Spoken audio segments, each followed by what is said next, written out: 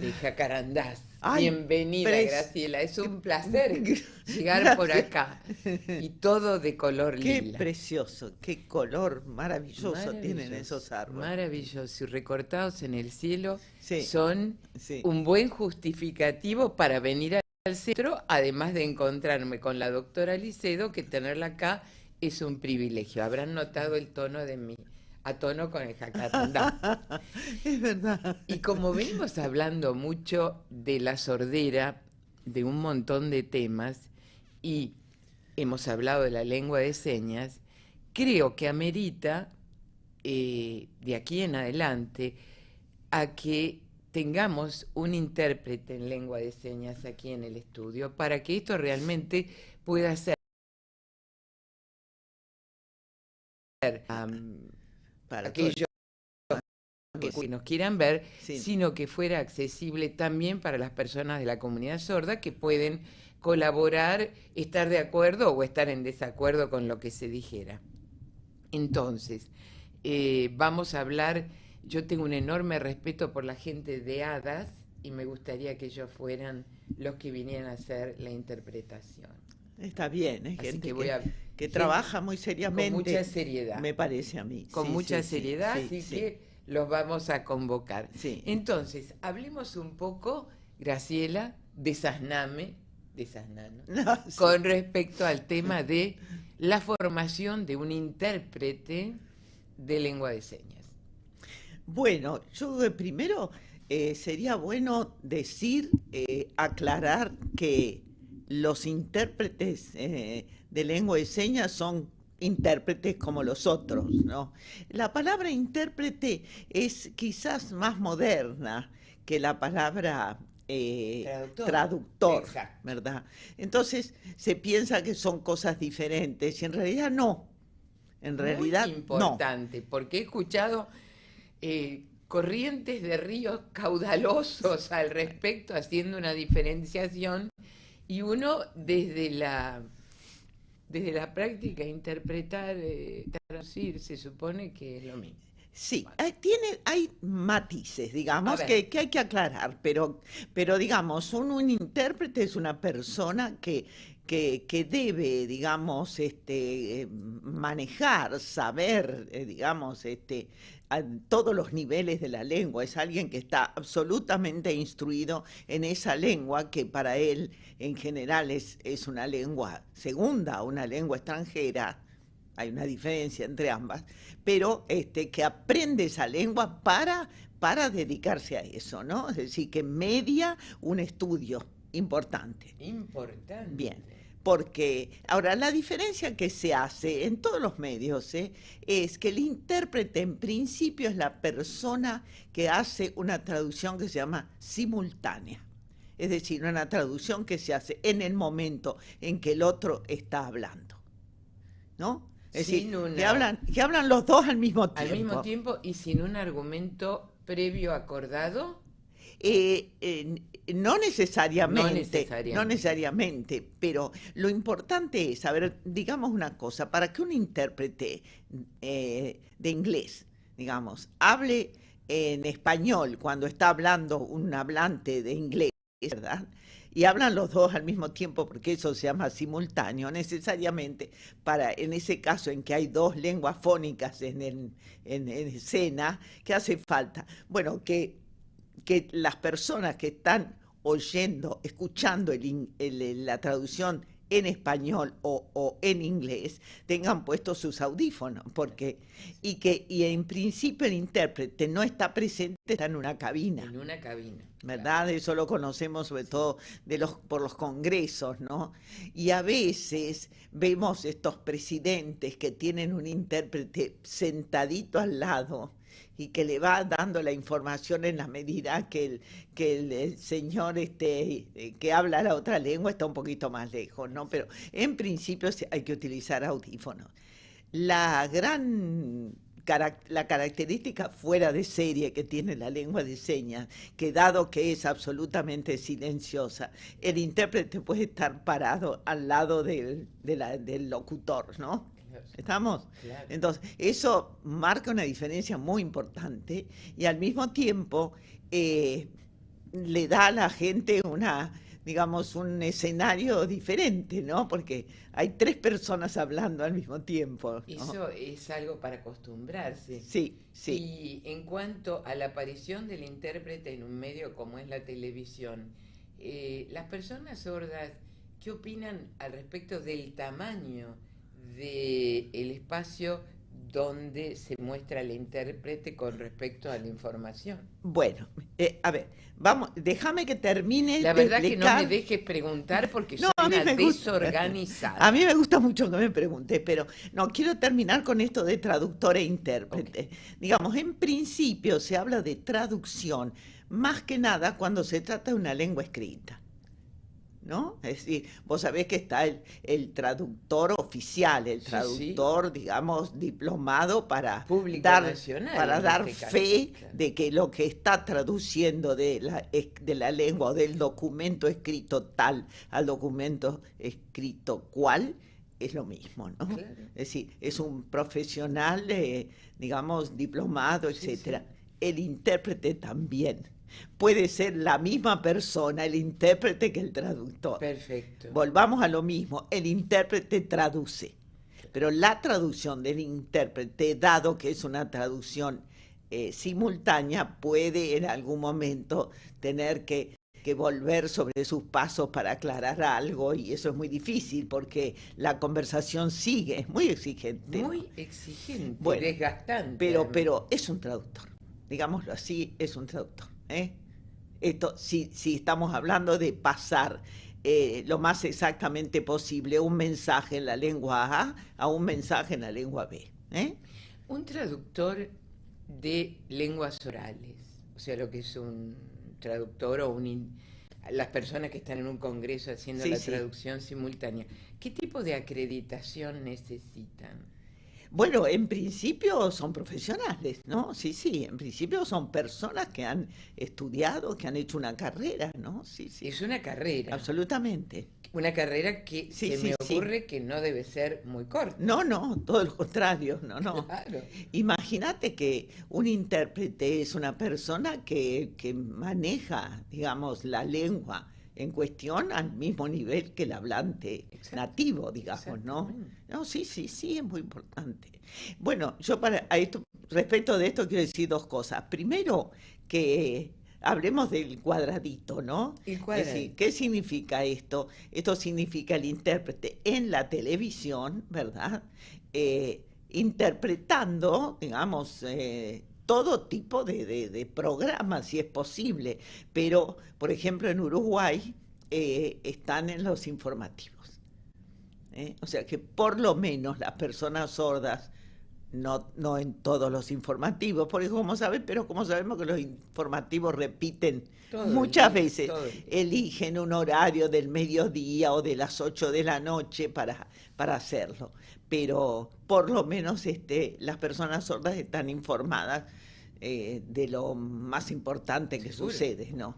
Bueno, entonces hubo muchas discusiones, todavía es muy difícil que lleguen a la televisión porque molestan la visión, porque hay una cantidad enorme de argumentos en contra. Sí. No se puede creer. Entonces es muy difícil tenerlos, pero eh, esto entonces han elegido una especie de zona de la pantalla lo menos comprometedora posible para poner un cuadradito en donde el intérprete interpreta, ¿no? Habitualmente es abajo a la derecha o arriba a la izquierda. Habitualmente, habitualmente. Hay, bueno, eso queda digamos, al criterio de cada uno, ¿no? Yo he visto interpretaciones importantes cuando la cosa es muy importante, digamos, de pantallas más, Más de grande. cuadraditos mucho más grandes, Cuadradote ¿no? ya. Claro Sí. que Y sí. en la Universidad de Galo, de la famosa universidad para los sordos en Washington, es casi la mitad de la Claro, pantalla. claro.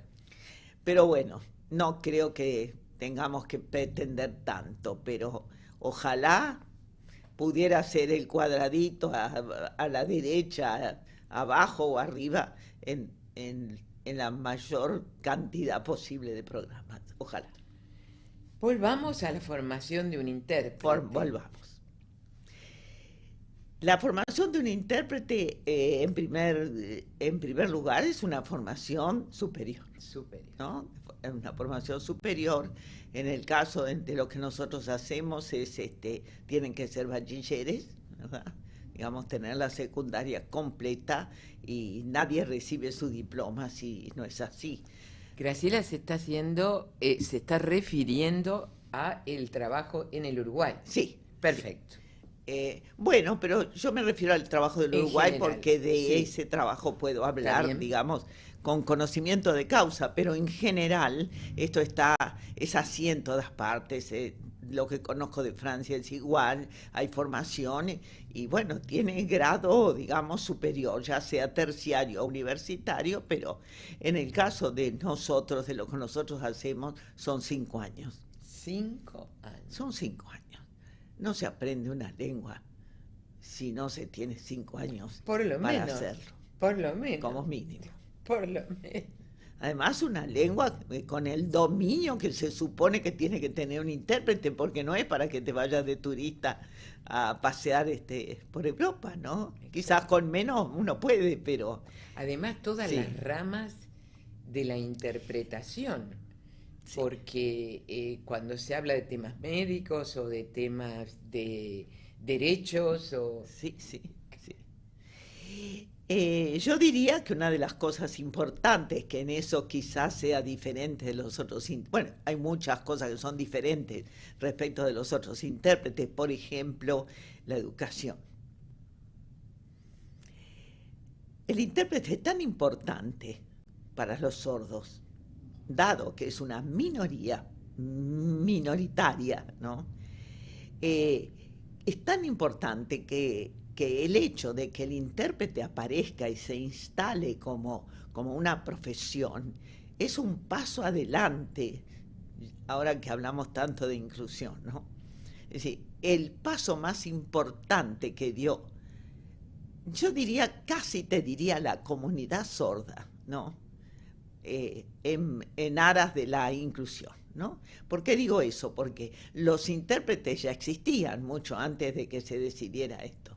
La comunidad sorda generaba sus propios intérpretes. Exactamente. Esos intérpretes en general eran hijos oyentes de padres sordos. Exacto. O eran amigos, muy amigos, o un pariente que integraban la comunidad y que aprendían la lengua naturalmente. ¿No? Esas personas eran intérpretes, siempre lo hubo.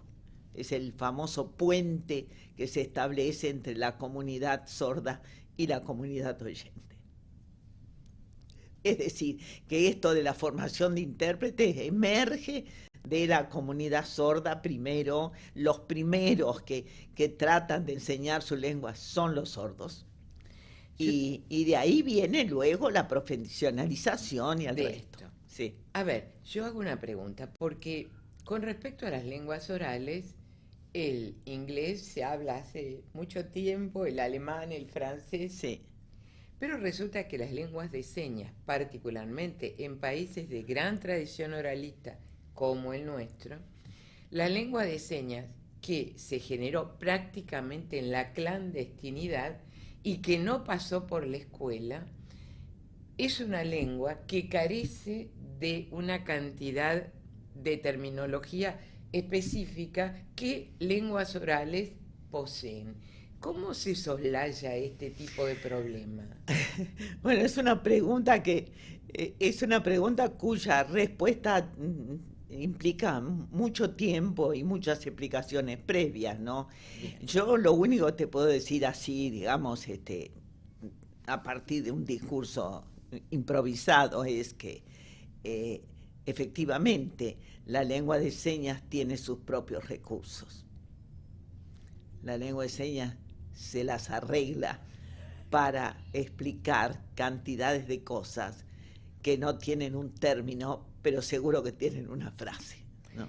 Y sería algo así como explicar, no con un término, sino el contenido. El contenido, la explicación. Claro, esto tiene, digamos, la lengua de señas, cuando decimos que es icónica, icónica, quiere decir que de alguna manera tiende a representar en algún aspecto lo que está tratando de significar, ¿no?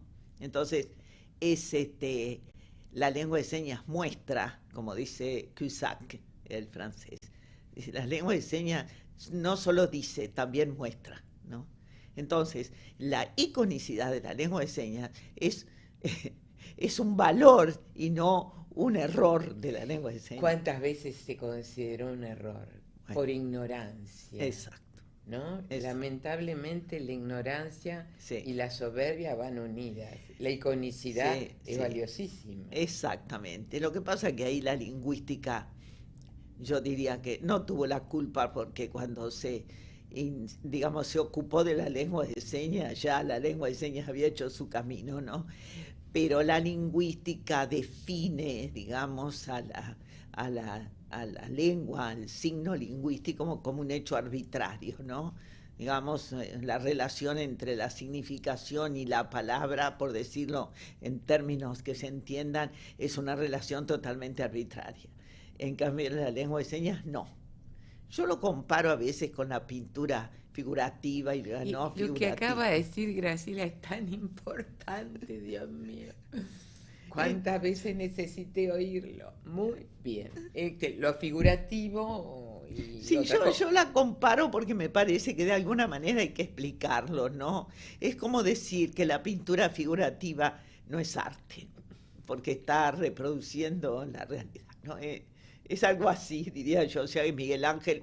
Muy malo. Pintaba demasiado parecido. La gente parecía gente viva. Y digamos, absurdo. Es una aproximación un poco superficial, pero es la manera de poder explicar, digamos, esta discusión que se estableció en un momento dado en la lingüística y que creo y espero que hoy ya no se discuta, ¿no?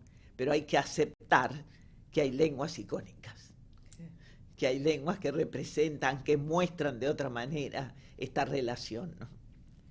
Eso le sirvió a mucha gente que quiso derribar o desestimar la lengua de señas, convirtiéndola no en señas, no, son gestos. Claro, claro. Término gestos, claro, referido a la no es iconicidad. No es una lengua, Claro. ¿no? No es, lo he oído de mucha gente que si yo lo repitiera hoy con nombre y apellido, se caerían desmayados. Realmente es así. Esta formación de 5 años me parece una formación seria. Pretendemos ser lo más serio posibles y seguimos estudiando y seguimos preguntándonos cosas y nuestros alumnos cada vez tienen más prácticas y más entrenamiento y a veces, muchas veces estamos orgullosos de ellos, ¿no? Seguro, pero esto es un servicio, es un servicio para la comunidad, por lo tanto tiene que ser muy serio. Sumamente serio. ¿Quiénes imparten la enseñanza? Bueno, en nuestro caso nosotros tenemos, pero esto no es, digamos, atención que yo no quiero hacer de esto una ley absoluta, ¿no? Esta es la experiencia de nosotros, es nuestra experiencia, nosotros tenemos la suerte de trabajar en el seno de la comunidad sorda uruguaya. Por lo tanto, tenemos personas sordas que han hecho un enorme esfuerzo para aprender a enseñar. Aprender a enseñar. Sí, y que son, digamos, en general, son ellos los que inician a los alumnos en la lengua de señas. Sí. Por lo menos los 3 primeros años están prácticamente en manos de los sordos, ¿no?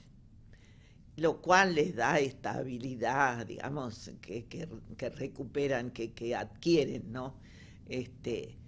Pero después hay clases de reflexión, ¿no? Es decir, todo lo que tiene que ver con la metodología de la traducción, por ejemplo, hasta el momento está en manos de los oyentes, porque son los que están formados para eso, ¿no?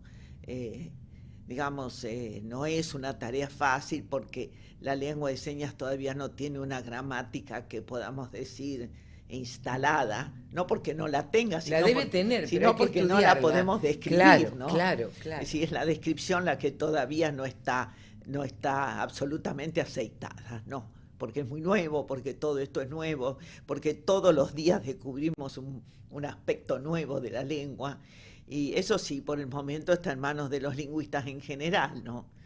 Y los sordos son muy entusiastas ante estas revelaciones, ¿no? Sobre su propia lengua. Como yo vi la primera vez que yo les mostré a los sordos uruguayos en una especie de congreso que hubo en Colonia hace muchos años, ¿no? Pero realmente los sordos de la comunidad que nunca se habían planteado ni siquiera cómo era que hablaban ellos, ¿no? Claro. Y les mostré las configuraciones en una pantalla, ¿no? Las configuraciones, algo que nos parece hoy tan simple, ¿no?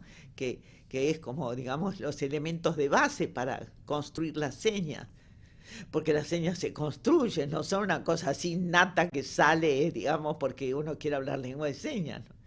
Y les mostré que había, no sé, 35, no recuerdo exactamente el número de configuraciones diferentes, que esto era una cosa, que esto era otra cosa, que bueno, que así era diferente de esto y de esto, etcétera. Todo en dibujitos puestos. No podían creer que eso fuera su lengua. Ellos que mueven las manos de esa manera. Es como nosotros cuando hablamos y nos dicen, bueno, acabas de emitir 4 fonemas diferentes. Exacto. Decir, ¿qué me estás diciendo? Y una sílaba compuesta. ¿Qué me estás diciendo? ¿Qué es esto, Dios mío? Claro. ¿Qué es esto, Dios mío? Y esas configuraciones, te saco un poquito de la interpretación, manuales, algunas sumamente complejas, ¿qué pasa con un bebé sordo? Bueno, como te imaginarás, así como al bebé oyente no le vamos a poner la lengua en el paladar para hacerle pronunciar, en eso vos sos experta, ni la mano en la garganta para que sepan si es una sonora o una sorda, el niño, un sonido sordo, ¿no? El niño sordo es como el niño oyente, imita perfectamente. Imita perfectamente. Por supuesto. Pero tiene y más si vos decís teléfono así, tenés la seguridad que el niñito va a ser así, sí, para decirte. Y el movimiento de estos 2 dedos, que es tan complejo, sí, por ahí va a empezar moviendo, sí, que sería como un balbucear. Para mí, digamos, de lo que yo conozco, y no es demasiado, ojalá hubiera visto más bebés sordos en mi vida, pero de lo que he visto, y para lo cual tengo una mirada muy, muy especial, porque me doy cuenta, para mí el tema es más bien digamos, cuando hay una combinación, ¿no? Danos un ejemplo, Graciela. Bueno, el famoso ejemplo de Flor, de tortuga, ¿no? Tortuga es así. A ver, que se vea, Gra. Así. Se mueve este dedo, ¿no? Sí, ahí está. Tortuga. Así, ¿no? Tortuga. Y el bebé tenía 1 año y 8 meses el día que vio la seña por primera vez, referido a una tortuga que estaba en la mano de una persona, una pequeña tortuga, ¿no? Le mostrábamos la tortuga y otras personas, que éramos 3 o 4, le hacíamos así, ¿no? Al mismo tiempo, y ella miraba las 2 cosas. Claro. Y bueno, a la 4ª vez tiró el chupete y hizo así. No logró llevar la mano esta sobre esta mano. Esto no lo logró. Claro, pero sí. Pero sí las configuraciones. Las configuraciones, qué maravilla. Y otra vez un bebé sordo francés que dijo torta, y torta se dice así, en lengua de señas, así, torta. Y dijo torta y se lo puso acá arriba. Digamos, es más que nada los lugares en el espacio que les cuestan. Creo yo, esto es una cosa que te digo porque es lo que vi, pero me parece que ese es lo más difícil para ellos. Por eso es un balbuceo, es un balbuceo. Está queriendo decir torta, pero no le sale. Exactamente. Sí. Y además, alguna vez Jim Kyle de la Universidad de Bristol trajo algunos videos de mamás sordas con bebés sordos, y uno, como oyente, se sorprendía de la paciencia de la mamá entre mostrar un objeto, sí, hacer la seña, pero respetar los tiempos de primero mirar, ahora te muestro la seña. Sí, sí. Mientras que uno como oyente le está hablando al bebé permanentemente, y a veces algunos profesores de sordos que hablan la lengua de señas aceleran este tiempo natural que necesita la criaturita pequeña sorda entre la observación del objeto y la observación de la seña. Claro, porque en los dos casos está la mirada, ¿no? La mirada. Entonces, la mirada. Claro, el sordo eso lo maneja perfectamente. Perfectamente, además uno piensa o debe reconocer que las personas sordas construyen dos funciones a través del sensorio posible. Claro. Es decir, si los oyentes construimos la función temporal a través del oído y la espacial a través de la vista, el sordo construye espacio y tiempo a través de su vista, ¿no? Como un ciego, espacio y tiempo lo construye a partir de la audición. Ahora, la temporalidad es un tema lingüístico. Claro. La temporalidad, el antes. Venga de donde venga, es un contenido que tiene que ver con la lengua. Claro. Más que nada, ¿no? Claro, porque con la lengua te ubico en el tiempo. Marcan la temporalidad. Claro. Todas. Y es con la lengua que te ubico en el tiempo, claro. No hay otro modo. Y no. Para ponerte en el pasado, para ir al futuro, o para hablar del instante. Esto es... Es esa famosa pregunta de los chicos cuando dicen, mamá, hoy es mañana. Exacto. Como dice, bueno, mañana vamos a hacer tal cosa. Claro, claro. Pero es todo lingüístico, te das cuenta. Todo. Los intérpretes reciben preparación dentro de lo lingüístico específico. Sí, absolutamente. Tienen 3 años de lingüística. Tienen lingüística general, tienen sociolingüística, porque también tienen que entender y saber que hay variedades, que no todos los sordos hablan exactamente igual, que hay grupos, que hay edades, que digamos hay variantes de ese tipo y digamos distintas grupos sociales, distintas, no digo culturas, pero sí gente que tiene medios sociales entre los oyentes diferentes y todo eso se marca en la lengua, ¿no? Claro. Graciela, yo alguna vez estudié lengua de señas, siendo la peor alumna, obviamente, porque la mayoría de las personas sordas me conocía y me trataba con cierta consideración. Exacto, o sea, para mí no aprendía nada. Y en a los mí me pasó lo claro, y en los exámenes estaba la comunidad sorda, que el que no había sido alumno amigo del alumno. O padre del alumno o algo así. De manera que fue un fracaso absoluto. Pero una de las cosas que observé, y yo también aprendo una segunda lengua trabajosamente, que es el inglés, y hablo una que la aprendí de un modo muy particular, que es el portugués, la aprendí en acción. Cuando yo hice mi primer curso de los infinitos de lengua de señas, se trabajaba por campos semánticos. Claro. Esto era los colores. Entonces, yo sabía todos los colores, todos los animales, todos los muebles, toda la parte de la casa, de la cara. Pero si quería hablar... Bueno, ¿sabes de dónde viene ese? Del oralismo. Claro, esa metodología. Del oralismo. De lo que ellos habían recibido. Lo que ellos habían recibido. Entonces, encima, alumna mala, poco estudiosa y criticona, yo les recordaba que así habían aprendido ellos y que no les había servido. Sí. Y ya falleció, pero Lucinda tenía en la Universidad de Río de Janeiro una persona sorda que le enseñaba a los lingüistas que se iniciaban en este tema Libras, la lengua de señas brasileras, y él armaba un contexto, ¿no? Es decir, por ejemplo, vamos a desayunar, era la propuesta. Sí. Entonces, no daba el nombre de los elementos, sino que daba las oraciones que tenían que ver con la acción. Claro. Y, a ver, en algo así como en una semana uno empezaba a entender, porque lo que había podido incorporar era lenguaje, no vocabulario. Claro. Y me parece que debería ser...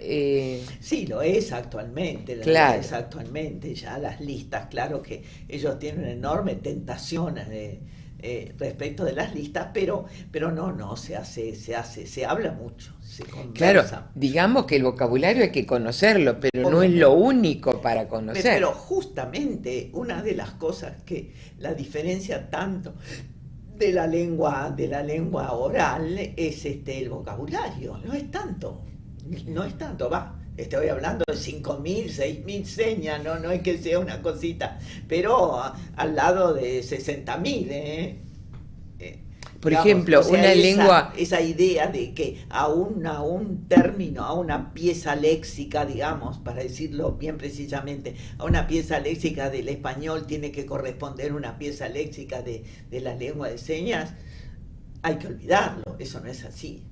Dentro de lenguas como por ejemplo el español, ¿qué vocabulario mínimo se necesita, qué cantidad de términos como para más o menos hablar? No, yo no soy experta en esto, pero se dice en general, sobre todo del inglés, que es una lengua muy... Dame una esperanza, Graciela. 500. ¿Con 500? Bueno, yo el jueves tengo clase y lo voy a conversar con la profesora. Seriamente. Del inglés dicen eso. Del inglés. Ahora, ¿cuáles? ¿Cuáles son? El problema es siempre el mismo. ¿Qué elegir?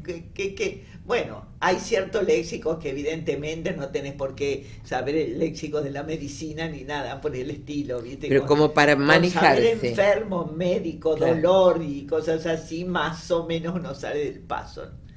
Pero eso dicen, yo no me hago cargo, pero dicen eso. Vamos a reclamar donde corresponden las cosas. Entonces, durante los 3 primeros años, las personas sordas que se han formado para ser formadores, están en contacto. ¿Cuáles son las materias, Graciela? Bueno, se estudia lengua de señas mañana, tarde y noche. Como corre, no hay otra. Sí, y luego se estudia lingüísticas, hay 3 lingüísticas. Y después están las 5 lenguas de señas, primero, segundo, 1, 2, 3, 4 y 5. Los 5 años tienen lengua de señas, ¿no? Lengua de señas los 5 años, las 3 lingüísticas son 8. Luego tienen la metodología de la traducción. ¿Empiezan a hacer práctica de traducción rápidamente? No, en primero y segundo no, pero a partir de tercero sí. Tercero, cuarto y quinto. O sea que hay 3 metodologías de traducción y estudian español 3 años. Claro. Español oral y escrito. Claro. Y oral con cabina. Claro. Es muy seria esa formación. Y sí, no estamos conformes todavía, pero no podemos entenderla más porque se nos van a envejecer ahí adentro. Claro. Pero ahora estamos pensando, somos poquitos, nos cuesta mucho, pero estamos pensando en clases de reciclado. Bueno, hay exigencias lógicas, por ejemplo, si alguien deja la carrera por la mitad y la quiere recuperar, no puede pasar más de 2 años fuera del ámbito. Como en la universidad. No, porque la lengua se olvida, claro. Se olvida.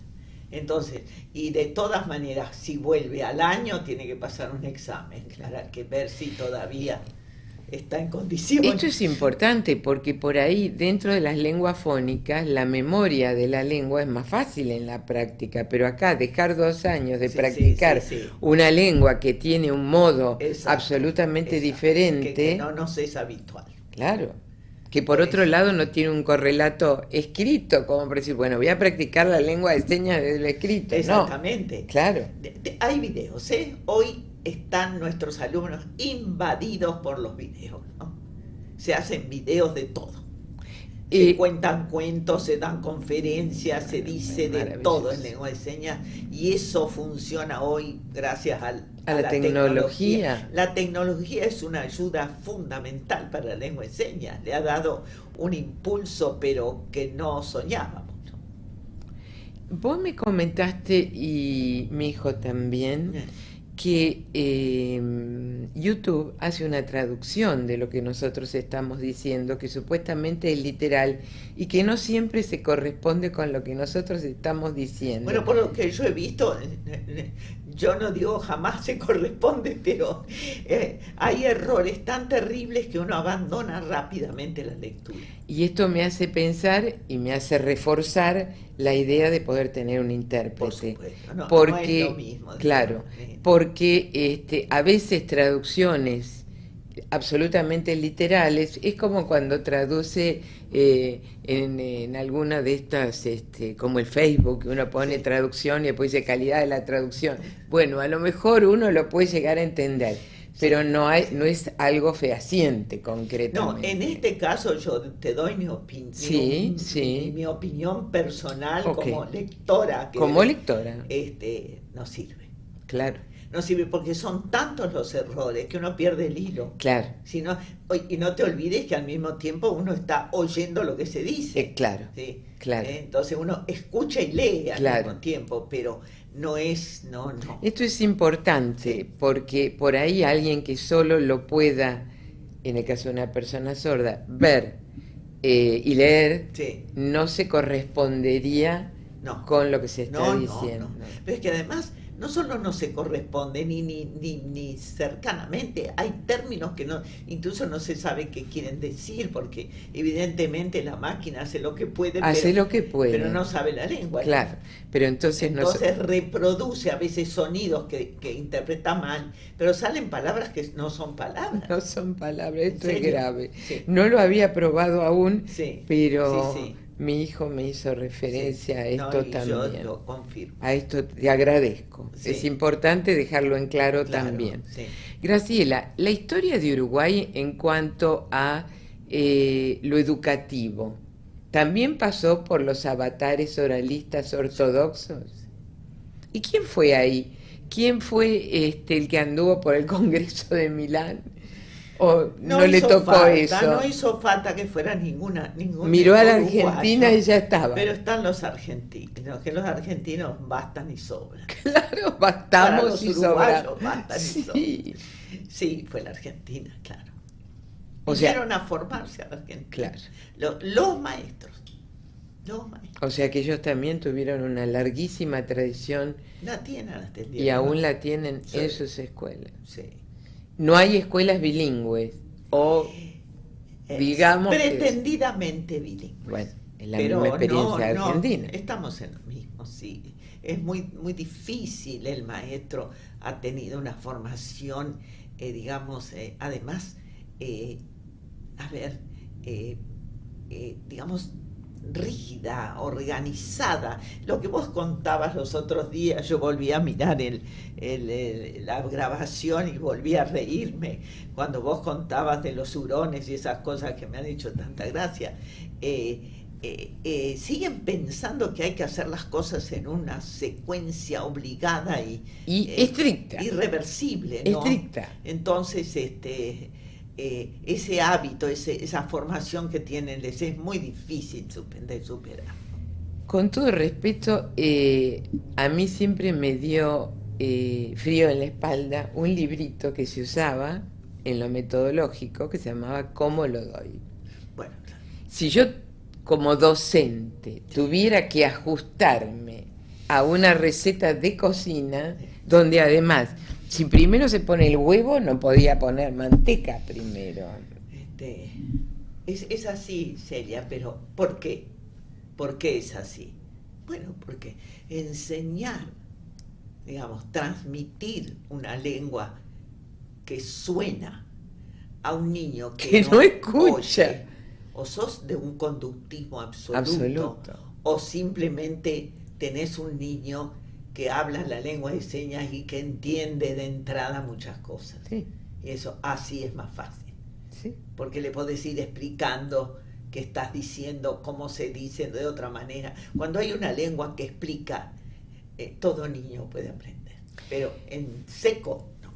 Yo me acuerdo una vez estando dando una charlita en Concordia, había una persona sorda que daba un ejemplo bien sencillo, ¿no? De la dificultad que tenía para entender cuando la profesora le había enseñado de chiquitito a decir pan. Y dale con el pan, pronunciarlo y demás. Y acá no es. Entonces, Sí. Él dice que algún sordito que estaba por ahí atrás lo miró y le dijo, ah, claro. Es decir, esa traducción natural, es que además no pasa a cualquiera. Insisto en el tema del aprendizaje de una segunda lengua. Mi grupo de estudio naturalmente le dice a la profesora, por supuesto que en inglés, porque si no nos pega, ¿cómo se dice tal palabra? Claro. Y ella la explica o da sinónimo, todo en inglés, por supuesto, pero te ayuda a comprenderlo. Si yo me pongo frente a una palabra que no sé lo que es y no me la traducen y me dan la palabra sola, me están exigiendo un trabajo imposible de realizar. Este es el tema. Sí. Si yo no sé español y aparece la palabra reloj y ningún dibujito de un reloj, Sí. ¿cómo hago para entender qué es? Sí. Por ahí si está en el medio de una oración y conozco las otras palabras, me puedo equivocar también. Sí. Y eso es grave. Sí. Ahora, si alguien viene y me hace la seña que corresponde a eso, me saca un peso de encima. Bueno, yo creo que te abre la comprensión, ¿no? Y además te permite pone de comprender. buena situación con el otro. Absolutamente. ¿Cómo hace un niño Sí. pequeño para comunicar emociones? Sí. En un estricto oralismo.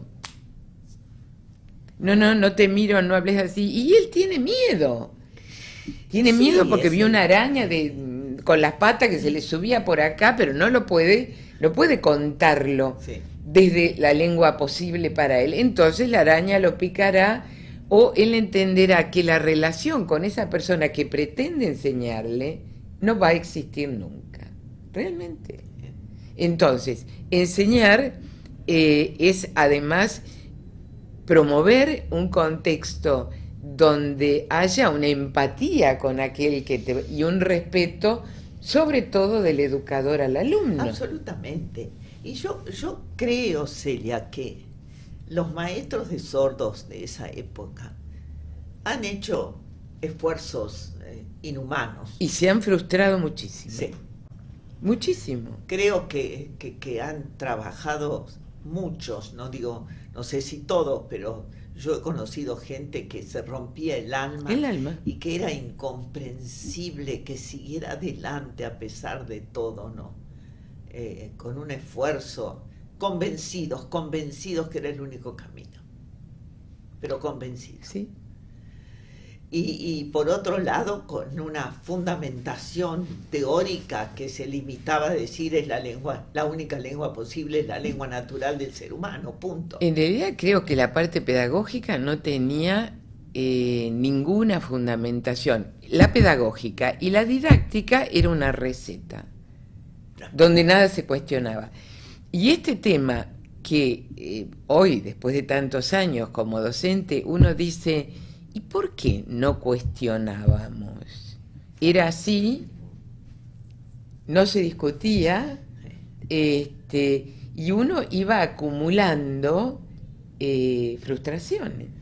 Claro, bueno, eso es la universidad, es la institución que se supone que es la que sabe y que te está enseñando cosas que vos sos muy inferior y no solo tenés que aceptar. Claro, como si hubiera una simetría bueno, impresionante, y es así, Sí. y uno hacía como en el librito de Tonucci, que uno le grita al otro, y el bebé va y pisa la hormiga. Acá era lo mismo.